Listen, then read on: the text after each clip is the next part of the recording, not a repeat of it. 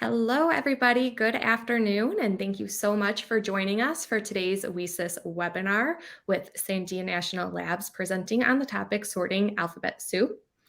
I have Kat Nylander with us today, who's going to be leading the webinar. Before we get started, I wanted to give just a brief brief description of the WiCyS organization for those of you who are not familiar with us. We often go by our acronym WiCyS, as in We Sisters, because that is exactly what we are. We are a cyber sisterhood. We are 501c3 with over 5,800 members in 70 countries. We are the premier organization with global reach dedicated to bringing together women in cyber. Our mission is to recruit, retain, and advance women in cybersecurity. All of our programs and initiatives are made possible by our supporting strategic partners, such as Sandia National Labs. We have our professional affiliates, student chapters, volunteer committees, mentor-mentee program, Job Board Plus, member forum, and so much more. You can view our training programs and initiatives on our website at WiCyS.org to learn about more ways to get involved within the WiCyS community. We owe all of our wonderful initiatives to our strategic partners, our Tier 1 partners being AWS, Battelle, Bloomberg, Carnegie Mellon University, Software Engineering Institute, Cisco, Fortinet, Google, Intel, Lockheed Martin, Meta, Microsoft, Optum, Sandia National Labs, bringing us our cybersecurity awareness webinar today, and Centennial One. Just a reminder to ask questions. There will be a chat box that you can drop your questions in, and then we will have a Q&A at the end. And ask away. We have the expert here with us today, and we love to hear from the audience, so please use that chat box. And then if you haven't done so already, make sure you subscribe to the WiCyS newsletter. You can do so at WiCyS.org and stay up to date on all of our upcoming WiCyS events and additional Cybersecurity Awareness Month webinars. With that, I'm going to turn it over here to Kat, who will introduce herself and get us started today. Thank you, Kat. No problem. I'm going to go ahead and put the slides up, and we're going to go ahead and start.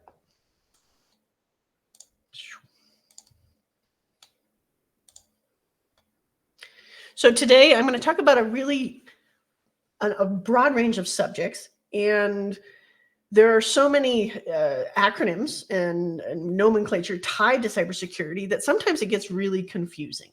So we're going to tackle alphabet soup today. This is me. I'm going to tell you that people learn visually a whole lot better than they learn in words. And this is my resume over the last 20 years of my cybersecurity experience. I'm currently a senior information systems security engineer, also known as an ISSY, for the cybersecurity special programs at Sandia National Laboratories, which is a functional unit of the Department of Energy. I'm also a member of the EC Council subject matter expert, and I work with the iLab program there. And yes, I work as a cybersecurity instructor for the Center for Infrastructure and Security at UTSA. But my day job that I spend a good portion of my life doing is Sandia National Laboratories. I have over 16 cybersecurity and IT certifications over the last 20 years, and I am currently a very happy human being in Albuquerque, New Mexico. So why are we here? Well, this is a fantastic question that I get asked constantly. Why has cybersecurity become such an important buzzword? Well, there's a lot of answers. First one, let's see. My stuff, there it is. There's a massive amount of rising cyber crimes. There are more legal requirements in place right now than ever before, making sure that we have compliance to standards set forth by the United States government and other world governments. The cloud. We all know that that's a new and exciting world, but it's also got its challenges in terms of cybersecurity. Data has become one of our most valuable assets.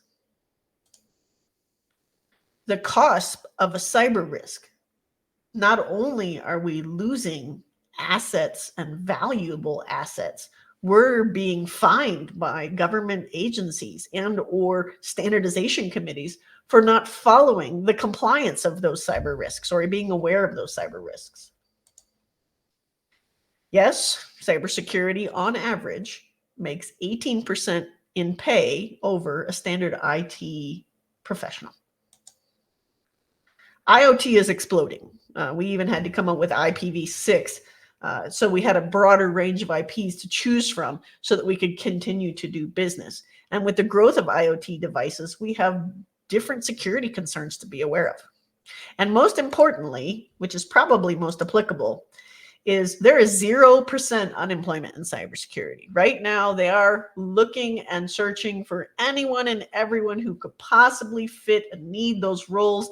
And this is the time, if you're pivoting into cybersecurity, if you're looking to climb the ladder, if you're looking to find options and opportunities, now is the time.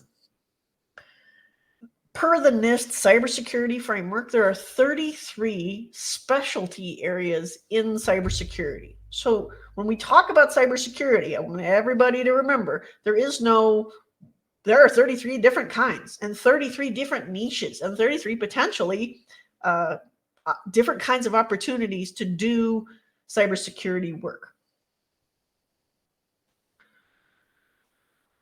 I did a lot of research for this particular web broadcast, and you're going to see me cite a lot of statistics. But the number one statistic that I have run up against, and I actually did surveys of 175,000 jobs within the last 30 days using a program called Tableau.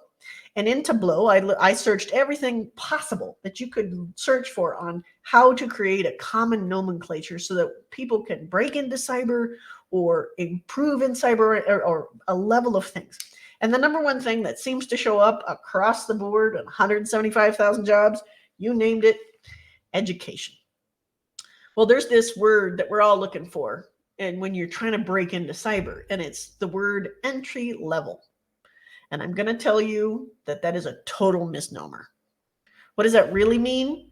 Well, when I look up the word entry level, it exists to a certain point, but what it really does is it puts something, there is no real entry level into cyber.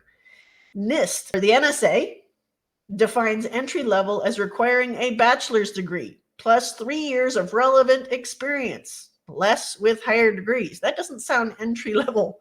That sounds like someone who's got 3 years of experience in an education. With a high school diploma or GED, you'd likely need between 4 and 7 years of relevant experience on your resume. So this is actually a job that I pulled directly off of Indeed that had basic qualifications. It's going to hit you right in the face. Education of some kind of certificate, and some kind of numbers of technology-based experience. So this is not a turn you away. This is I'm going to show you how we can move into some ideas about how you can get into cyber if you're not already there. And if you're already there, how do we get you up the ladder? So unfortunately, my slide's a little bit wonky, but we're going to be able to overcome that because we're IT people. 4 education concentrations. I want to get a degree in IT. I want to get a degree in cyber. I want to advance my education. Well, there are 4 primary areas. Are there more than this? Absolutely. But these are the 4 that are most commonly searched for on job descriptions. So we've got 4 kinds. We've got network security. We've got computer system security. We have information security, also known as InfoSec. And we have information assurance, or IA. Now, I actually have a degree, a master's degree from American Military University in information technology, information assurance, with a specialization in risk management. So I went for the IA part. So I'm much more on that side of the house in cybersecurity. But those are 4 concentrations of the types of degrees that are most commonly sought after by cybersecurity employers. So again, I broke out my Tableau and I did nothing but crunch numbers and look for facts and try to come up with what are they looking for? And how do we drive ourselves in the most appropriate direction to get the job we want, to have the career we want, and to strive? And so, yes, the big buzzwords are going to be, we want you to have an IT or STEM-based education on advanced concepts.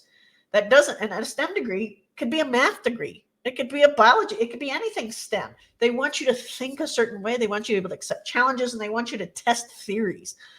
But when they spell it all out in the big world, 88% of cybersecurity jobs want some kind of bachelor's degree. And they want that to be a bachelor's degree in science. Now, here's some of the buzzwords they want you to throw. And yes, I did throw AA and AAS on here. Absolutely. Junior college, stepping in the door, way to get to school, acquiring your degree. Absolutely. But is that going to stop you from getting in the job that wants you to have a BS? No, but this is what the gauntlet looks like. Okay, so they want you to have this massive degree called cybersecurity degree, computer science, programming, management information systems. Cybersecurity degrees didn't exist in universities before 5 years ago. So you're talking about a whole bunch of us who've got degrees in IA or IS, and those are fine too. Okay, but cybersecurity degrees didn't really exist in the last 5 years, and they're all over the place now because everybody wants to get in the game. Yes, a master's degree can open a lot more doors, especially at places like Sandia National Labs or one of the major, when we're climbing a little higher up the ladder. The primary ones that were searched by employers are management of information and technology systems, information assurance and cybersecurity, data science, looking at things like informatics and understanding about how data flows across our web-based platforms, business analytics, and even software development. Obviously, software development is going to be a key part there. Wow, this slide has a lot of stuff. Whole point. There's education, there's training, and there's certifications. Education is going to college and getting a piece of paper that says you graduated from college or you're attaining your college education. Training is about skills and proficiency. It's that skill development for certain tasks. I can go to training. I just took it, yellow belt training for Lean Six Sigma. Why did I take it? I need to improve my skill and proficiency in some of my risk management tasks. And I attended the training. It makes me better at my job. Certifications prove that you have the skills necessary to meet industry expectations. 33 fields of cybersecurity. These are only a few of the certifications that you can acquire depending on the niche you end up in. And that's why this path is so wide. This is the widest highway in a career path you can get. And you can choose what lane you want to go in. So beyond your education, beyond getting, and do you have to have an education? No, but if you have years of experience, game on. But beyond an education, what are they looking for? Well, they're looking for relevant or technical experience. They're looking for cyber certifications, or they're looking for any certifications. Your ability to conquer an analysis, do quantitative and qualitative analysis. They want you to possess non-technical and soft skills. And there used to be this running joke a long time ago, 20 years ago when I got into IT. One of my mentors said there's two kind of IT people. The kind you lock in a server room and you don't let them talk to anybody and they make magic. And the kind that can talk to people, share knowledge and information, and teach others about how important what we do is to our everyday business concept. And non-technical soft skills lend a huge role. Your ability to write, communicate, and coordinate is a huge part of being a competent cybersecurity professional. Yes, they're looking for regulatory laws and standards, PCI, DSS. There's a big one. Do you understand how credit cards work? Because we're a credit card driven agency or organization. Sure. And yes, qualifications other than certifications or degree, something like military experience or a non-traditional experience. So how do you build a career roadmap? Well, it doesn't start in one place. It starts in every avenue you can find. When I went looking for jobs, I searched everywhere. I put my resume on every platform that I could. I put it on LinkedIn, USA Jobs, you name it, I found it. Now, were there sometime, and my career profile, sometimes I did run across that magical fake job that doesn't really exist, that all they're doing is trying to potentially hack organizations or acquire information about you or sell you some product. But you know what? When I went looking for a job most recently, I had over 700 responses and I think 45 interviews, because I insisted that I practice how to find a job and that I went out for everything and anything, even if I wasn't qualified, and some I was overqualified for. But I was open and honest, and I made sure that I showed the skill level I have to my potential employers and how I can improve their business and how I can improve their organization. So what are the most in-demand tech skills? 175,000 postings. I took Tableau. I had so much fun with this program. I was told that this was a scary slide by somebody I showed it to. And so I put in a little blurb. You don't have to know them all. We do tend to specialize, 33 fields in cybersecurity. We've got information systems, which is probably the largest, most referenced. Linux, network security, Python, project management, information assurance, cryptography, vulnerability assessment, Unix, penetration testing, and cloud architect. Out of 175,000 job postings across multiple platforms, those are the skills we're looking for. So that's why we're going to target in on some of these.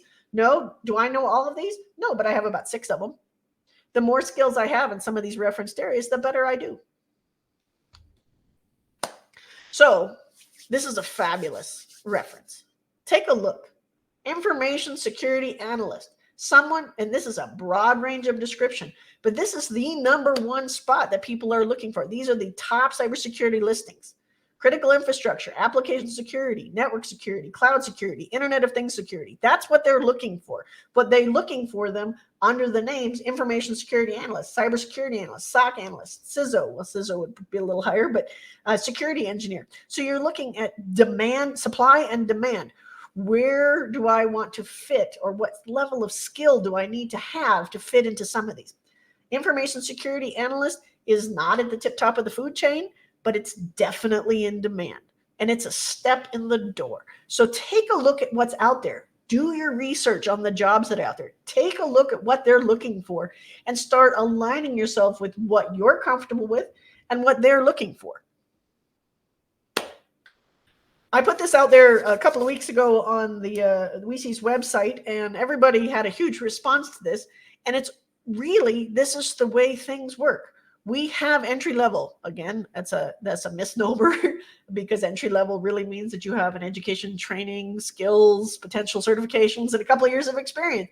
But this is where they come in. Cybersecurity interns, cyber interns, junior security associate. These are grow your own entry levels through organizations. I know that right now Sandia's got tons of intern jobs that just opened up. Microsoft's got intern jobs that just opened up. My 2 sons just applied for a job at Google in Washington to be interns. The intern jobs are currently open for summer opportunities. That's that entry level role. Individual contributors. Most of us sit there. We sit in that information security analyst, security engineer, hackers, cryptographers, analysts, cloud architects. That's where we sit. And then it gets a little smaller, and it climbs up into the ISMs and the directors and the VPs and the CIOs. Obviously, there are many less of them than there are of us in individual contributors. But here comes one of my favorite slides. You're going to like this one. Here's your entry-level job titles. Why did I put these on here? I'm not going to read them off to you, but I want you to look at what everybody calls the same job or similar jobs. Again, 33 different fields in cybersecurity per NIST, but we got cyber interns, security engineer interns, cybersecurity apprentice. It's the same name for almost all the same stuff. Different names for different stuff. There is no common nomenclature. I said there were no such thing as cybersecurity degrees 5 years ago because we're still building a common language. Well, how do you find a job when nobody speaks the same language? How do you improve your profession and climb up that ladder when we don't speak the same language? Start researching. Come up with the type of job you're looking for and come up with 10 names that all the different companies use to match those skills. And sometimes that's going to take a little bit of work, but you're going to have a lot more success fitting into the kind of cyber role you're looking for. This one's a busy slide. And we started at the bottom of the triangle, which is very, very wide. And it's that intern role. But then we're going to go to the biggest one, which is your individual contributors. At least 6 of these are the same job, all different names. How do you know what you want? How do you know what they're looking for? Whoa, well, you're smart people. You're going to go out and take a look. Hey, I'm most fit into something like a SOC analyst. I want to work in a SOC. I want to do some remote work. I want to do some scanning. These are all skills I really enjoy doing. I'm going to go hunting for jobs and opportunities and climbing up ladders that fit in my niche of cybersecurity. And I'm going to tell you, some of us niche and some of us broadband. Okay. I live in broadband land. I have more than one niche that I live in cybersecurity because it allows me to climb up the chain. But when I walked in the door, my first job in IT, I was a help desk operator. That's right, for Waukesha Electric Systems in Goldsboro, North Carolina. And I learned an awful lot about help desk, but I also learned an awful lot about networking and just about anything. So I was able to broad spectrum my career after entering as an IT tech. So these are words that all of us want to hear. These are the top cybersecurity employers for this year, 2022. And a lot of these are very familiar looking. Now, how did they get on this list? I did massive searches, about 16 or 20 of them, and I ran lots of data crunches and did information analytics using my magic tableau. And I found out that these people employ more than 25,000 cybersecurity named positions in the United States this year and are still recruiting. So take a look. Do any of these companies or organizations align with what you want to do with your career? And is there any opportunity, go hunting, go looking for what they have, look at the names that they use, but also, think local. A lot of us just want to do something local, and that's totally fine. But these are the big employers of cyber this year. Okay, so here comes the government service pitch. I started my cyber career as a government service employee. I've been before I worked for Sandia, I worked for the United States Air Force as a government service employee. Worked for the Department of Interior for a short period of time. Why start in government service? One, it's a great start.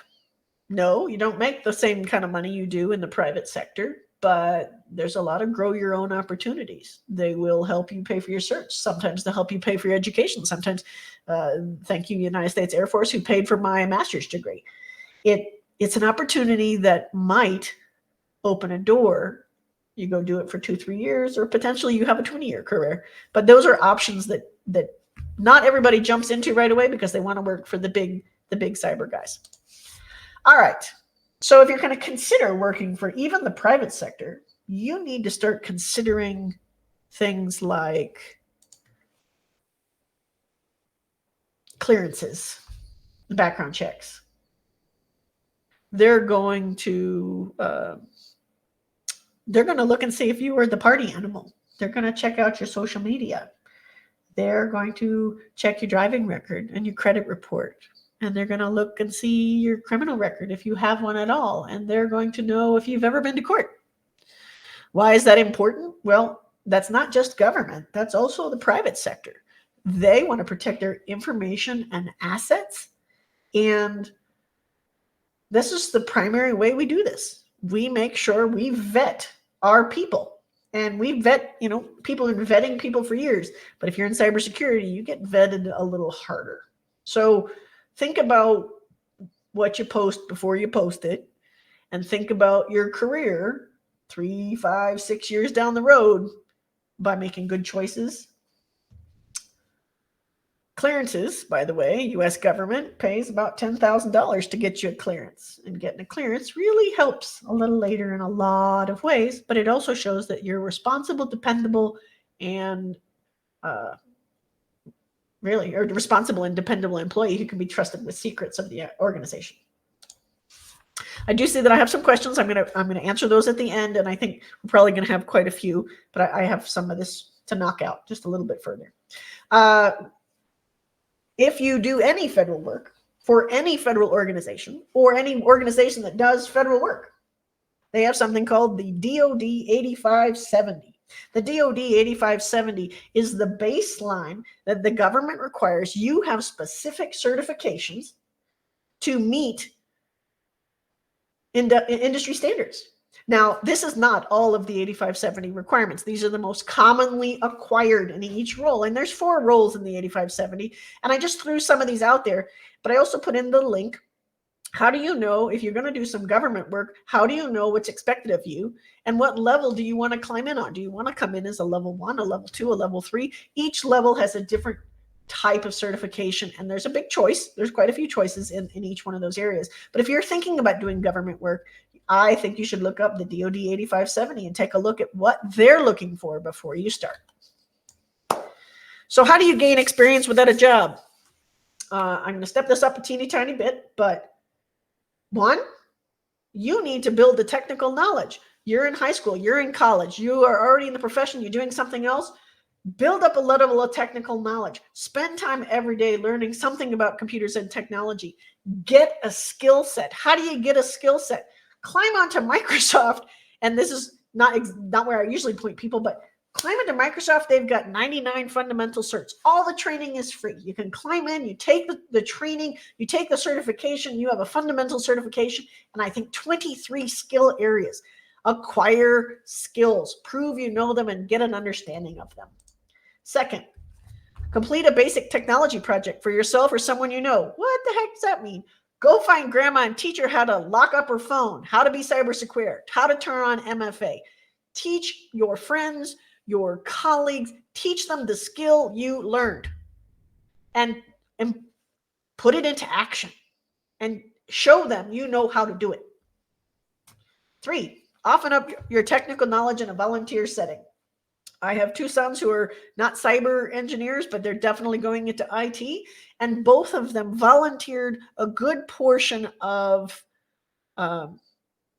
actually, they have a good portion of experience already before they ever got to college, because they volunteered in the nursing homes teaching how to use cyber secure cell phones. They went and taught how to use the laptops and how to secure, go on site. Some of the things they got lost in train of thought. They did everything from lock down the Wi-Fi to fix the routers and close all the ports. They helped everybody create better passwords. They did all kind of volunteer experience. Well, how do you find these volunteer experiences? And before my children ever got to college, oh, guess what? And they walked in on a scholarship because they had done these volunteer experiences. Because they went out, we found people in the local area who needed help. They dressed up in a suit, they walked into the building and they said, hey, I want to help you become more cyber secure. Let me give you some of the things that I know that I can help you with. Can I help you secure your router? Can I help you do basics PC cleanup? Can I help you set up role-based access? Can I help teach you how to use MFA? How do I teach you and your employees how to use tokens instead of using these passwords? How do we set up a password group policy in AD? All of these things are skills you acquired, and then you're now sharing with volunteer people who need the information. Churches, local groups. Heck, my kids helped the Elks Lodge build a website. So there are opportunities, and people are really need help. So how do you validate these opportunities? How do you say these are things I can put on a resume? 1, you're not just doing busy work. They need this. They need somebody to come in and help them a little bit. Impact. Are you really helping the organization? 3, expertise. Leverage the skill. Prove it. Matrix it. I acquired this. I helped you with this, and this is something I want to sell an employer in the future. And now you've got somebody who will validate that skill for you. How do you gain experience without a job? Oh, this is a hard one. Start attending competitions and conferences. Start going to anything that's free out there that starts to give you proof that you have those skills. There's a wide range of those opportunities. They're constantly being published out on the WiCyS websites and all the other IT, women in cybersecurity. There's all kind of stuff out on social media. Be careful what you get into, but join those professional organizations. IC Squared, one of the biggest ones in the country. ISACA, one of the biggest ones in the country. Yeah, it costs some bucks, but guess what? You can go to a meeting once a month and rub elbows with people who are professionals and in the organizations and open some doors. And so really prove your skills. So how do you, another way is advertising your skills. A lot of people don't like doing this. They don't want to that you climb onto a social media site or something like that, but creating a brand. Create a brand any way you can. Publish often. Write articles about what you like. Research and publish. Publish your successes, your pride. You get an honor roll, put it on there. You earn a cert, put it on there. Brag. Why? Because later, when somebody else is researching you for a job, you've got an entire linear history of continuing to show your brand. And your brand is someone who is a skilled expert in a particular area or a range of areas. This is a funny joke that moves across all of cybersecurity, and it's a terrible meme, but it makes total sense. I want to work in cyber, but I'm going to skip security fundamentals, system fundamentals, and networking fundamentals. That's not going to work. You need all of them, but you need to have them in pieces, parts, and applicable knowledge. So the first thing and the most important thing I'm going to show you on this slideshow is this slide. If you want to take a picture of it, you want to write it down, anything you can. I called up about 20 friends who are all in the industry who hire for cybersecurity. There are 2 tracks, networking and systems and security. What are they looking for? These are the certs they want you to start working on, or will expect you to possess within 6 months of starting working. Why am I not asking for these? Because this is the world we live in. How do we get what we want? Really? Having an education, having certs, and tackling the system by learning the nomenclature or the lack thereof is the way to make it. So why am I saying this? I'm not going to read them off to you, but a lot of these are very familiar. These are the big names. And the reason I picked these and I didn't leave others on is because these are the most attainable, affordable, retainable, or recognized by the industry in either of these areas. Now, can you mix and match? Absolutely. But these are the core foundations of what we're looking for. So how do you find your career path? Well, guess what? There are 4 career paths in cyber. 1, engineer and vendor. 2, penetration testing offensive. 3, operations analysis, working in a SOP, doing IRP. Security policy and management, which is the world I live in. And then we had to throw it in, cloud-specific certifications that blend in with all 4 other career paths. So where do I go? Well, here's the ender. Now, this is scary. Don't let them scare you. These are just certs. Oh, that says I better talk faster. Engineer-driven path. So these are just certs tied to the engineering-driven path. You don't need them all, but you do need to know that they're out there. What are the first ones I take? What's the second one I take? How do I climb up this cert ladder? Which ones, if you're going to go CCNA and you want to go out of CCNE and be an expert, and that's the path you want to take, great. Some of us pepper, some of us use multiple certifications in multiple areas. Why F5? Because it's in demand. Why Checkpoint? Because Checkpoint's less expensive and attainable, but it's also got a little clout in the industry. Pen testing, second track. Whoa, here comes the offensive security organization puts out 4, from beginner, what they consider beginner, to expert. eLearn Security puts out what they believe beginner all the way to their tester extreme. And eLearn also puts out one for web application penetration, from beginner to professional. SOC operations analysis. Yes, there are 4 tracks. Remember, we've got all 4. SOC, you want to work in a SOC? These are things they're looking for, especially in IRP, which is incident response. We're talking about offensive security, beginner or starter, and more experienced. It's not going. Oh, there it goes. We've got eLearn Security with that junior penetration tester. Notice some of these are the same as their SOC. It's almost the same as the previous version, which was penetration testing. And yes, Cisco has its own version nowadays. In the last couple of years, they came up with a cyber ops associate, specialist, or professional. Do you have to do them in order? Some of them you have to learn how to do in order, and some of them you just got to learn. Now, a sprinkling of each, that's what you need. But find out what you like. Take a prep course. Learn what they're teaching. If it's not your thing, don't take it. I am not a Java girl. Do I know how to do Java? I forced myself to learn how to do Java, but that is not a path I'm going to take. And yes, you get a copy of the deck of slides, and I'll answer questions at the end. Security policy and management. Whoa, this is the world I live in. This is the niche. that has 26% higher pay than traditional IT, not just 18%, 26 additional percent. Well, why? Because we got to cert up. Our job is to make sure that compliance and risk and that the companies continue to exist and make money. So how do you start on this track? One, you get an education. Two, you start learning about systems.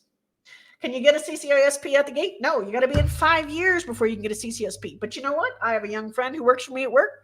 He's a business, he got a business degree, passed the CISP, 3 years left, and he'll be a CISP entirely. He's a CISP associate. So none of these are not available to you, I think, except the CISM, which absolutely requires 5 years. So there's all kind of things. But Ty, look what, you have to learn the NIST. You have to have ISO 27001. There's a whole bunch of paths. Do you need them all? No. You need to pick your path, but you need to know what the path is. Do some research. Cloud. All right, we're going to do this real fast one. Cloud. CompTIA. Yay, CompTIA. If you're a student, CompTIA is half price. Go look up the academic warehouse for CompTIA. Use your EDU account, even if it's an old one and you're no longer affiliated. See if they'll take it. Half price certs. Cisco. Big name, DevNet, software, websites, cloud, you name it. Offensive security and CCSP. CCSP is the big name, and that one's tied much more to the security side of the house. I'm working on it right now. Here's a big cloud specific. All right, these are the AWSs. These are the Googles. And yes, these are the Microsoft Azures. Well, this is the path. You want to get into AWS, you climb right into cloud protection. No, you're going to go and develop associate and then go into solutions architect. These are the paths. Should you mix this one up? Not so much. The other pages, yeah, but cloud has its own ladder to climb. So I just threw 1,000 pounds of information at you and hit you with a fire hose. It's totally clear as mud. Why? Because there is no common nomenclature here. So you have to learn what you want by seeing what you like and what paths align with that. So, obviously, I kind of skipped that one. Choose your own path. So how do you choose your own path? You're going to research. You're going to go looking for veterans programs if applicable. Veteran spouses, hundreds of opportunities. There's something called VTS and Act Now and go hunting. I took yellow belt training last weekend. Would have cost me $300. I got it for free. Build a strong skill foundation. Go find the cheap certs and start learning the skills. Prove you have the skills, that you know the skills. Network, make friends, make connections, make mentors. Find someone in the industry who can help you. Remember, 33 different kinds. What they do is not necessarily what you want to do. Go for STEM scholarships and create a roadmap. I want to get from here to there. When I started my career, I knew exactly how I was going to climb up that ladder and what certs I was going to take by doing the research. Build your resume. Every time you learn a new skill, add it.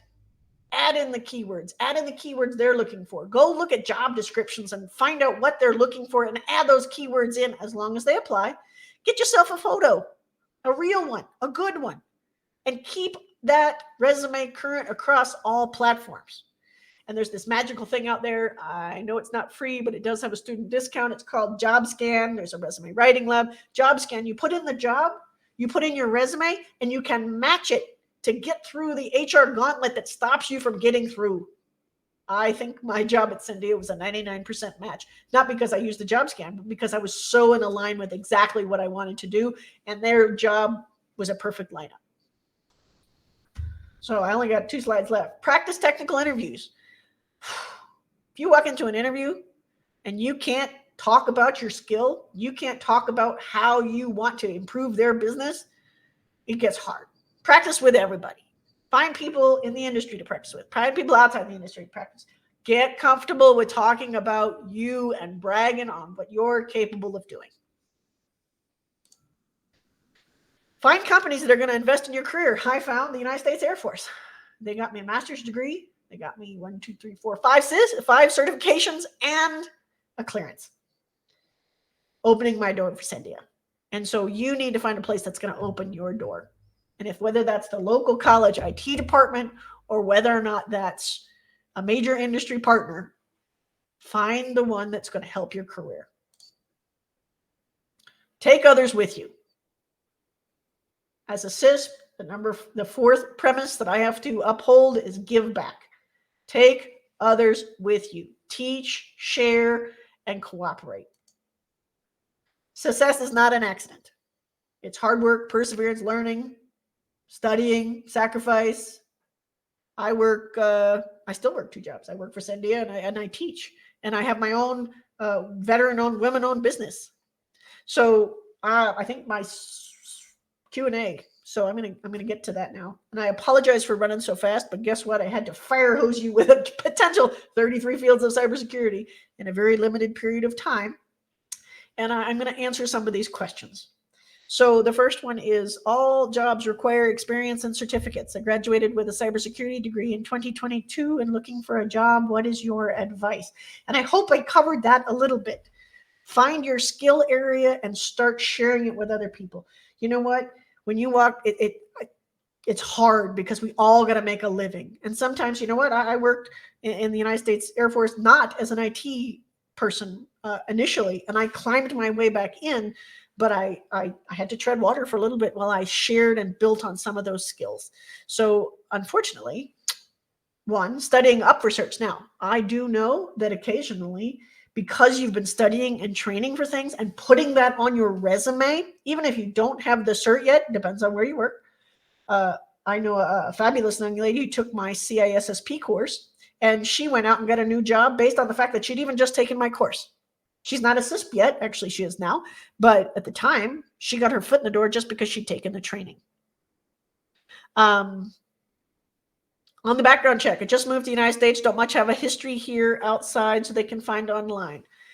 I'm going to tell you that this is not necessarily my area of expertise, but being as transparent as you can.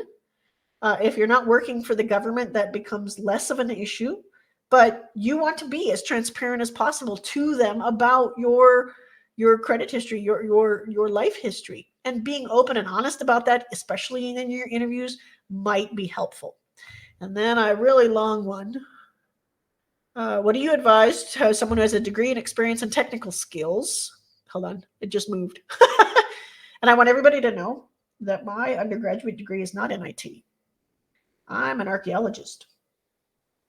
So this is totally possible to pivot from other career tracks into cybersecurity.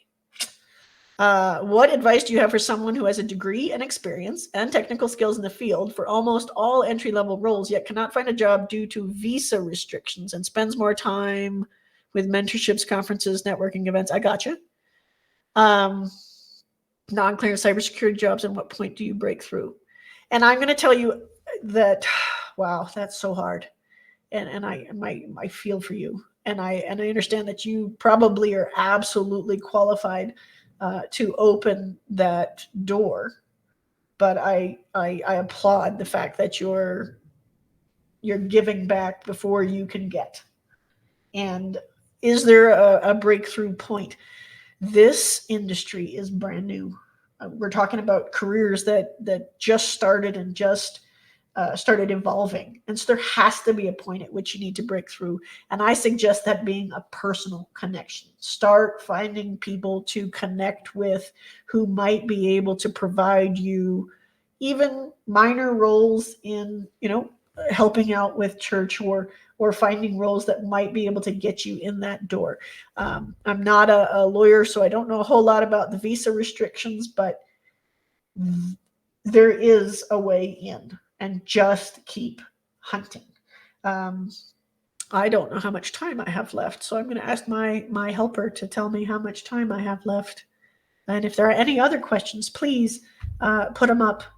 And again, I encourage all of you to do research. Why? Because there is no standard nomenclature. How do you find jobs when all the jobs are named different stuff?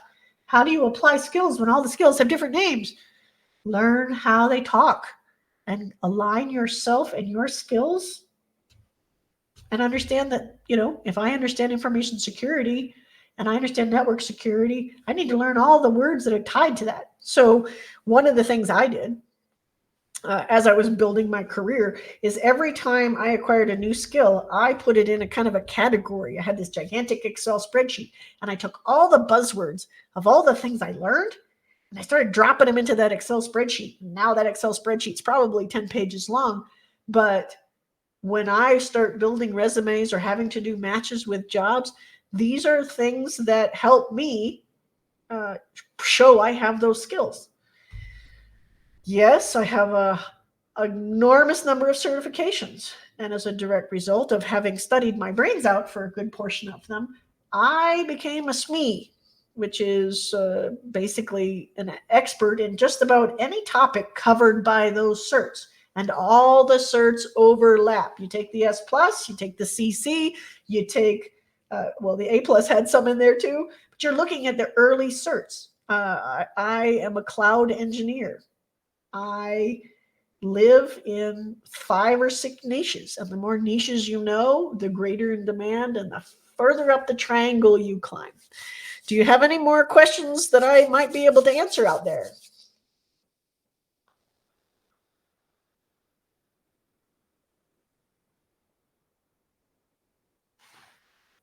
Crickets. Well, I think we're out of time at this point, and my helper is out there somewhere. Anybody else? I'm happy to answer questions.